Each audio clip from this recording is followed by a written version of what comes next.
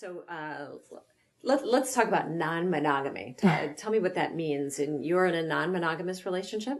Yeah, and that can really mean a lot of things to a lot of different people. For my relationship, at its core, it means we just define the boundaries of our relationship based on what's important to us and based on what we want to enshrine in our relationship. And so that means we have other sexual partners. It means we can be open to having secondary partners and just defining what works for us for our relationship.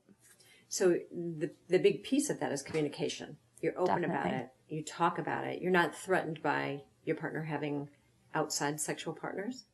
Definitely. And I think exactly, it's all about communication. And a lot of people go into relationships and a lot goes unsaid as far as the kind of relationship they want to have. You know, a lot of people don't sit down and say, I'm looking for a monogamous relationship, which means the boundary is here. You cannot flirt with anyone else. You cannot, go out. Saturday night is our night. And it's really about, for us, sitting down and saying, this is exactly where I want to draw the line. And these are the boundaries that we've established. And if you get into a sticky situation, I trust that you come into it with the best of intentions. See, that's really interesting because I think you're right. Most couples don't talk about these issues. Where are those boundaries? And that causes a lot of conflict in relationships.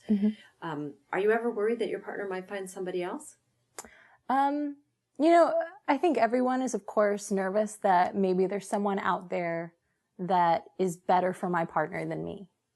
But, being non-monogamous, knowing that we wake up every single day and choose to be together and are happy together. If there's someone out there for my partner that is better than me for my partner, then she deserves that happiness. So the one question that I always get from people is, do you get jealous? Everyone always says, I can never be non-monogamous. I get jealous. And I think it's important to remember that, jealousy happens. And I think, it's not ever represented in a way. It's always very, Othello, where there's only one way to deal with jealousy. It's either that person needs to end that relationship or you need to get angry and leave. And so I think, of course I get jealous. Now and then my partner gets in a situation and I feel a little bit threatened, but it's important to follow jealousy to its end. Are we talking about an insecurity of time? I'm afraid my partner's not going to spend enough time with me. Am I afraid that my partner sees something in that other person that they don't see in me? And we communicated about it. We talk it through and we find a resolution that works for everyone, that meets people's needs.